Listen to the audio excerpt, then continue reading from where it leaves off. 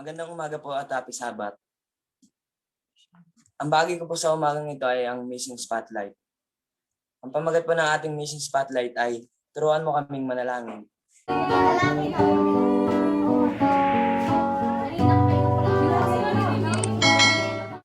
Ang mga tauhan sa ating kwento ay si Teacher Natalia Berlinskaya, 43 years old. At si Victoria, 15 years old. At ang kanyang kaibigan na si Ruslan. Isang beses sa isang linggo, si Teacher Natalia ay tinitipon ng kanyang mga estudyanteng nasa ikasyam na baitang ng paikot sa loob ng silid-aralan para sa isang tanging panalangin. Tapos tinawag niya po si Victoria na ikaw ang magsimula ng panalangin. Ang 15 taong gulang si Victoria ay tinignan ng guro ng may nanlalaking mga bilog at takot ng mga mata. At tinanong po ni Victoria na paano ako mananalangin. At sinabi po ni Teacher Natalia na simulan mo ng ganito, mahal na Diyos. At tinanong po ni Victoria na ganoon ko simulan. At sabi naman po ni Teacher Natalia ay, oo, sabihin mo yon. Nagtanong po ulit si Victoria na ano ang kasunod. At sinabi po ni Teacher Natalia na hingin mo sa Diyos na pagpalain tayo katulad ng nabasa mo sa kwento. Kakatapos lang basahin ni Victoria ang isang kwento tungkol kung paano ang araw ay tumataas araw-araw at nagbibigay ng liwanag sa lahat ng mga tao, mabuti at masama. Sinasabi rin sa kwento na ang pag-ibig ni Jesus ay nagbibigay liwanag sa puso ng bawat isa araw-araw. At ang mga Kristiyano ay dapat ding maging liwanag sa lahat ng tao araw-araw. Nagdasal po si Victoria na, mahal na Diyos, tulungan mo po kaming maging mabubuting mga estudyante. Tulungan mo pong kami ay maging liwanag. Hindi lamang si Victoria ang batang natakot manalangin ng malakas klase sa paralan ng Seventh-day Adventist sa Butcha, Mocrae. 4 sa 7 mga bata sa klase ay galing pa sa mga pamilyang Adventista. Si Victoria at ang dalawang iba pa ay galing sa hindi Adventistang pamilya na hindi sanay sa pananalangin.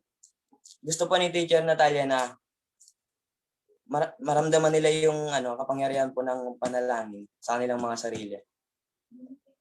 Tapos makaraang manalangin sa unang pagkataon, si Victoria po ay hindi na po siya takot manalangin ng malakas sa kanilang mga klase. Tapos yung kaibigan niya pong si Ruslan, tumatanggi pa rin po kasi hindi takot po siyang manalangin.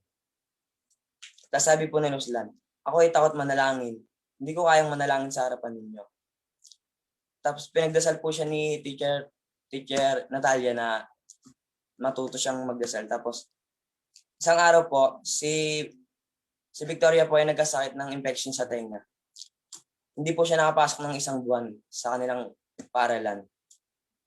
Lahat ng mga estudyante ay nag-alala kay Victoria at si Teacher Natalia at masigit na nag-alala si Ruslan na kanyang kaibigan. Si Teacher Natalia ay nagpasya na magkaroon ng tanging panalangin araw-araw para kay Victoria. Bawat isa po ay nanalangin doon, tapos si Ruslan po ay hindi pa rin po siya nanalangin. Tapos isang umaga, ang teacher ay ipinahayag sa klase na si Victoria ay isasalin sa isang operasyon sa tenga kinabukasan. Kanyang tinawag ang mga estudyante na magsitayo ng pabilog para sa panalangin. Tapos nagtanong po si Teacher Natalia na sino ang gustong manalangin para kay Victoria? Sumagot naman po si Ruslan na ako, gusto kong manalangin. Tapos nagulat po yung bawat isa. Tapos si Ruslan po nagulat din po siya sa sinabi niya sa kanyang sarili. Tapos tinanong po niya sa kanyang sarili na ano ang sinabi ko?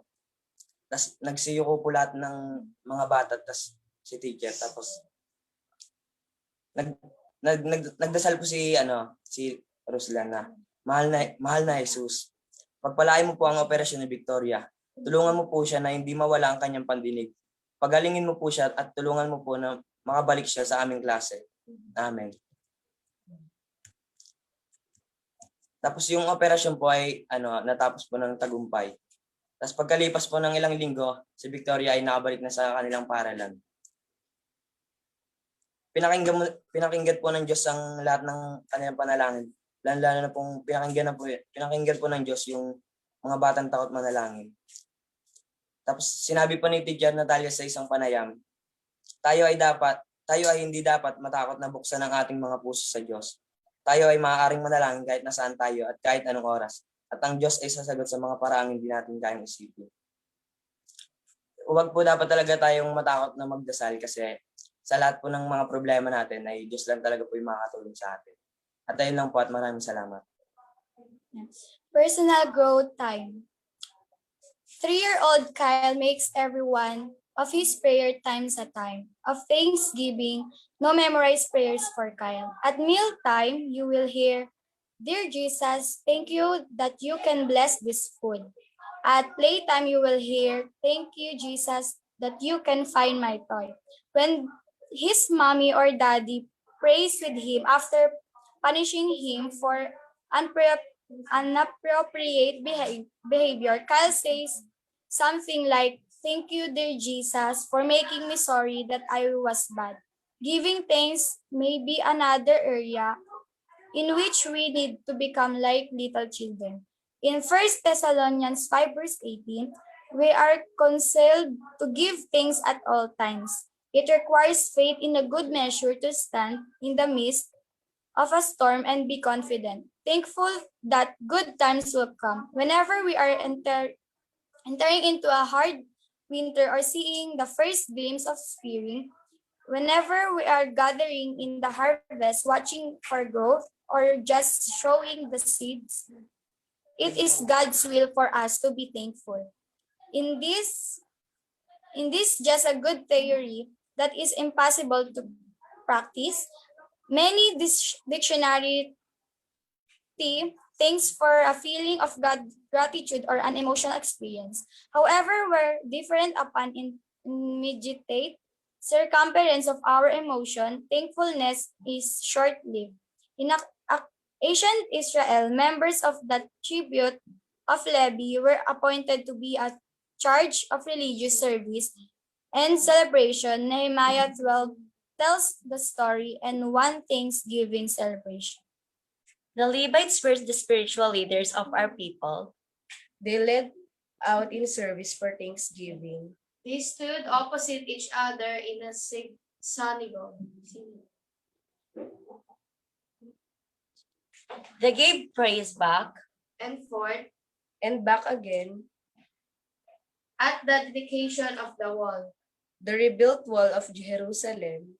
The Levites were sought out to celebrate joyfully they used harps And lyres, and cymbals instruments of all kinds.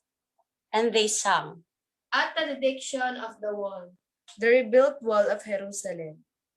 I formed 2 choirs and marched them in opposite directions on top of the wall. I, Nehemiah, took my place in the house of God.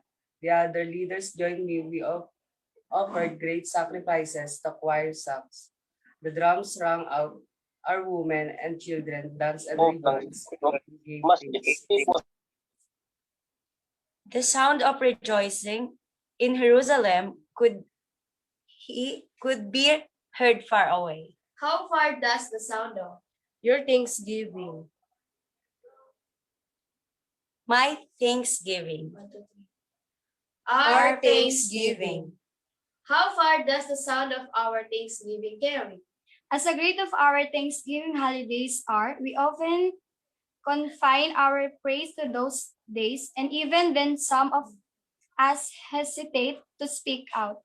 If we earn exuberant in our praise during the holidays, we will never be ready to give praise when in the middle of a difficult situation. Can we really give thanks in all circumference? If we understand that God expects daily thanksgiving based on principle, thanksgiving will be an attitude not only on a recognized holiday, but in our every thought and every prayer every day. Why have you chosen me out of millions, your child to be? You know all the wrong that I've done. Oh, how could you pardon me? Forgive my iniquity. we give Jesus your Son. But Lord, help me be what you want me to be. Your word I will strive to obey. My life I now give, for you I will live and walk by your side all the way. I am amazed to know that a God so great could love me so. Is willing and wanting to bless.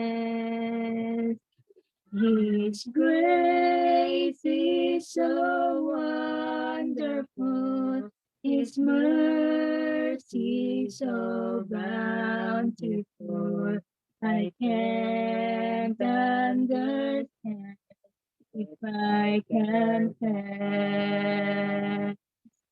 But Lord, help me be what you want me to be. Your word I will strive to obey. My life I now give, for you I will live and walk by your side all the way. But Lord, help me be what you want me to be. Your word I will strive to obey.